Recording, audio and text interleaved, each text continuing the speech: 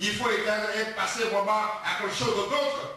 À passer vraiment à la parole de Dieu pour te nourrir tes pensées, nourrir tout ton corps. Parce que si tout ton corps est pollué, c'est à partir des pensées, à partir des regards, que le corps est pollué. Alléluia.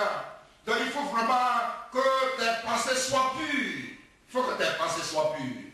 C'est pourquoi le Seigneur nous dit dans Philippiens chapitre 4, verset 8, que tout ce qui est vrai, tout ce qui est pur, tout ce qui est vraiment digne d'approbation, soit vraiment l'objet de nos pensées. Alléluia.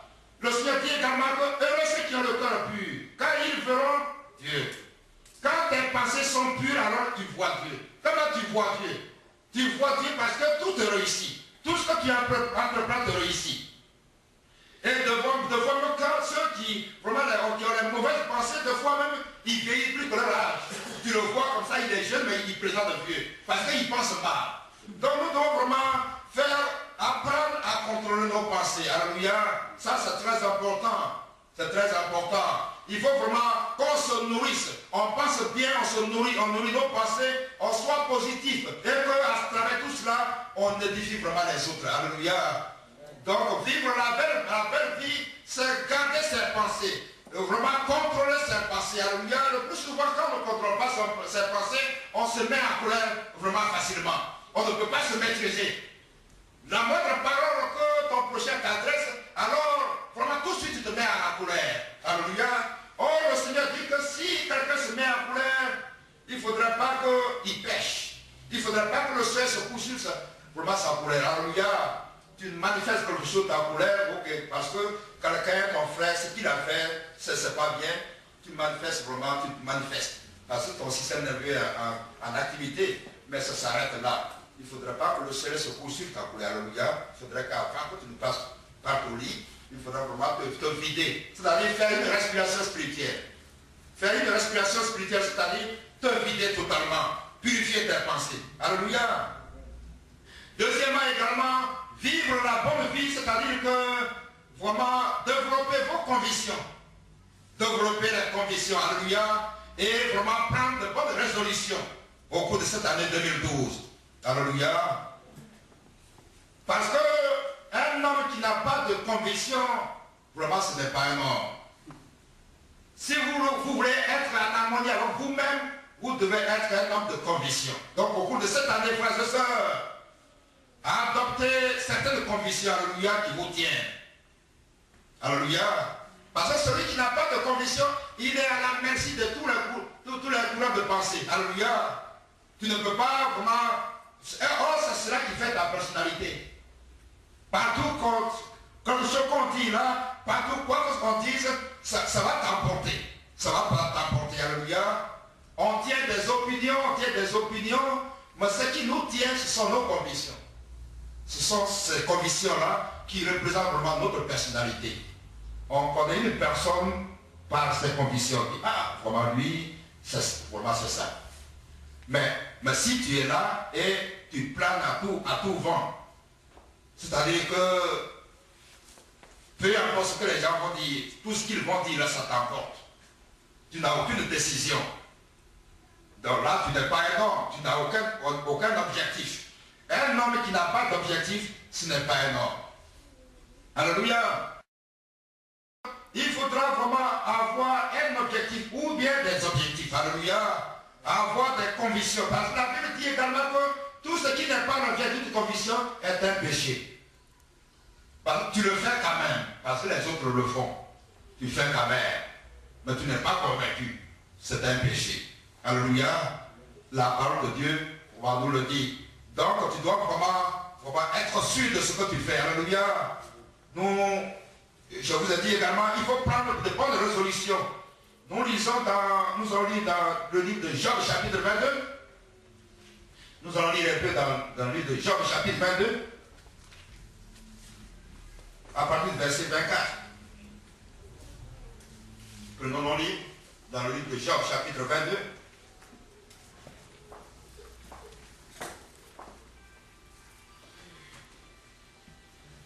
Vivre la vraie vie, c'est-à-dire développer vos convictions. Voilà. Un homme de conviction et avoir des objectifs. Et prendre de bonnes résolutions au cours de cette année 2012. Un homme sans résolution, sans objectif, bon, mais tu planes. Tu n'as aucune personnalité. Donc, Jean chapitre 22, à partir du verset 24. Donc, nous lisons, si vous êtes, nous lisons. Jette l'or dans la poussière, l'or d'Ophir, parmi les cailloux des torrents, et le Tout-Puissant sera ton or, ton argent, ta richesse. Alors tu feras du Tout-Puissant tes délices. Tu élèveras vers Dieu ta face. Tu le prieras et il t'exaucera. Et tu accompliras tes vœux. À tes résolutions répondra le succès. Sur tes sentiers brillera la lumière. Viens de l'humiliation, tu prieras pour ton relèvement. Dieu secourt celui dont le regard est abattu. Alléluia. Donc si vous suivez avec moi, à partir du verset 25, le Seigneur éternel, il dit ici que jette l'or dans la poussière. Mais pourquoi jeter l'or dans la poussière? Pourquoi jeter l'or parmi les cailloux? Parmi les cailloux des torrents, pour que l'or n'en puisse vraiment couler à travers les torrents. Ça vous voyez-vous, l'Éternel nous parle à travers des paraboles. Et la Bible, vraiment, chaque parole, chaque verset est très important. Donc ici, il dit que jette l'or dans la poussière, c'est-à-dire que chacun de nous a son or. Il y a quelque chose dans ta vie qui est l'or pour toi, qui est précieux pour toi. Et il est vraiment très difficile de t'en débarrasser. Tu tiens beaucoup à cela. Mais le Seigneur, il dit que avant même que tu ne prennes des résolutions, de bonnes résolutions, il faut que tu jettes dans la poussière ce que tu considères comme de l'or. Ce qui est précieux pour toi. Il faut que tu jettes ça dans la poussière. Jette ça dans les torrents pour que ça coule, pour que ça parte. Alors le verset, alors le Tout-Puissant sera ton or. Alors le Tout-Puissant sera ton or. Donc au cours de en début de cette année 2012, tout ce que tu avais dans ta vie, en cours de l'année 2011, et que tu penses que c'est précieux pour toi, et tu penses que c'est l'or pour toi, jette ça dans la poussière dès maintenant, afin que le Tout-Puissant soit ton or. Alléluia. Ton argent, ta richesse, afin que le Tout-Puissant soit ton argent, soit ta richesse. Tout ce qui était ton argent, ta richesse, pour laquelle vraiment tu n'as même pas le temps vraiment de communiquer avec Dieu. Tu n'as même pas le temps vraiment de venir à l'église pour t'asseoir, même pour rendre gloire à Dieu de ce qu'il est Dieu d'abord. Et lui dire merci pour ses bienfaits à ton égard. Parce qu'il fait vraiment beaucoup de choses pour nous. Donc cela même, c'est déjà une grande prière, une grande reconnaissance. Donc le Seigneur il dit que tout ce que tu considères comme de l'or dans ta vie, jette ça dans la poussière. Alors le Tout-Puissant sera ton or. Et alors il dit au verset 26, alors tu feras du Tout-Puissant tes délices. Les délices, c'est tout ce dont tu as besoin. Tu fais du Tout-Puissant tes délices, c'est-à-dire que le Seigneur dit de l'aimer de tout son cœur. Il ne faut pas vraiment l'aimer du bout des lèvres. Il ne faut pas être hypocrite. Tu viens à l'église parce que les autres viennent, les autres viennent pour qu'on te voie aussi. Pour que les gens savent que tu es venu aussi. Ce n'est pas sincère. Mais tu n'es vraiment pas sincère. Donc si tu jettes tout cela vraiment dans la poussière, alors tu pourras vraiment mettre Dieu au premier plan. Il sera tes délices. Parce que chacun de nous doit mettre Dieu au premier plan. Au cours de cette année 2012, il faut vraiment prendre de bonnes résolutions. Alléluia. Alors il dit que tu élèveras vers Dieu ta face. Parce que ça fait que tu étais tellement occupé vraiment à entreprendre, à t'occuper de ce qui constitue pour toi de l'or. C'est tellement précieux pour toi. Comme je l'ai dit tout à l'heure d'entrée, il y a d'autres qui passent des heures devant le miroir pour se mettre au point, pour avoir un bon look. Ça, c'est de l'or pour eux. Pour se maquiller, là, on met beaucoup de temps. Mais le Seigneur dit de jeter ça dans la poussière. Alors tu élèveras vers Dieu ta face. Alors tu auras le temps de t'asseoir et puis élever vers Dieu ta face. Il y en a qui sont vraiment très pris avec leur cellulaire. Il y en a qui sont très pris avec vraiment qui ont les soucis des parents, qui ont les soucis de beaucoup de choses. Mais si tu n'es pas là un jour, il y en a qui sont là, qui ont les sous, vraiment des grands projets. Ils vont construire des maisons au pays, ils vont faire tout cela. Mais la Bible dit que si l'Éternel est parti, ceux qui travaillent, travaillent en fait. Alléluia. Ils n'ont pas le temps. Il y a beaucoup qui disent que moi je ne suis pas venu ici pour l'église, je ne suis pas venu pour l'église ici, je suis venu ici pour me chercher. Donc toute leur pensée là, c'est vraiment les projets, gagner le dollar et le dollar. Mais si Dieu n'est pas dans tout ce que tu fais, alors ça ne peut rien faire. Alors il dit ici que tu prieras et il t'exaucera. Mais à une seule condition, après avoir jeté vraiment ce que tu considères comme de l'or dans la poussière. Alors tu prieras et il t'exaucera. Et tu accompliras vraiment tes vœux. C'est à ce moment-là que tu peux accomplir tes vœux. Mais si tu ne mets pas Dieu au premier plan, quel que soit vraiment tes gymnastiques, quelles que soient les prières, mais Dieu, il ne t'exaucera pas. Mais dis, alors tu accompliras tes vœux. Au verset 28, il dit, à tes résolutions répondra le succès. Mais à condition que tu jettes tout cela dans la poussière. Alléluia. Tout ce qui est priorité pour toi, à condition que tu jettes ça dans la poussière, alors quand tu prends des résolutions, alors tu auras du succès. Il dit, sur tes sentiers, brille la lumière. Sur tes sentiers. Quand tu mets Dieu au premier plan, alors quand tu arrives, alors toujours vraiment là où tu mets ton pied, vraiment c'est éclairé.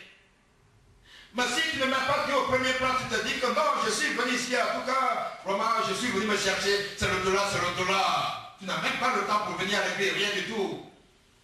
Mais de fois, là où tes amis réussissent, dès que tu arrives, bon, la porte est fermée. Parce que, vraiment, tu ne tiens pas compte, vraiment, de Dieu. Mais il dit, à tes résolutions, répondra le succès. Sur tes sentiers, brillera la lumière. Parce que nous devons vraiment prendre des résolutions. Des résolutions, ce sont des décrets. Et la Bible dit dans Genèse que Dieu, à partir de la parole parlée, il a créé l'univers, à partir de sa parole. Et dans le même livre de Genèse, la Bible dit que Dieu nous a créé à son image, à sa ressemblance. Donc ça veut dire que nous aussi, nous pouvons créer à partir de notre parole. C'est pourquoi il dit qu'à tes résolutions répondra le succès. Une résolution, c'est à cause d'un décret. Un décret. Et dans le français, un décret est signé par une autorité suprême. C'est pourquoi on dit par exemple les mots politiques, un décret ministériel, un décret présidentiel. Voilà, un décret c'est signé par une autorité suprême. Quelqu'un par exemple, un prisonnier qui devrait faire 10 ans ou 5 ans, soit à la fin de l'indépendance, on dit, le président il a signé un décret présidentiel, bon. Si une fois ici, personne ne peut parler. Personne ne peut parler. Donc, il dit, à tes résolutions répondra le succès. Donc, Dieu m'a créé à sa ressemblance, à son image, à sa ressemblance. Donc, je suis une autorité suprême. Donc, une fois je signe un décret, le diable ne peut pas dire non. Je prononce une résolution au cours de cette année 2012. Je dis, ma vie doit être ça. Aujourd'hui, c'est le 7 janvier, 8 janvier, mais jusqu'à la fin de l'année, il faut que je fasse ça. Il faut que je fasse ça. Ce sont des résolutions que je prononce, des décrets que je prononce. Et le diable, le sorcier ne peut pas me dire le contraire. Alléluia. Amen. Là où il va vraiment appuyer son cadenas, ou bien il va prononcer des incantations, des paroles de malédiction, comme vraiment arrêter, tu ne peux pas faire ça, mais moi je suis un petit Dieu. Dieu m'a donné l'autorité de prononcer des décrets et vraiment j'aurai le succès. Je dis au nom de Jésus, je vais vraiment réussir. Alléluia. Quel que soit vraiment ces prouesses, le marabout, le sorcier, il dit aux États-Unis tu vas tourner à Rome, mais moi je dis que ça, le Seigneur il dit que je serai toujours la tête et non la queue.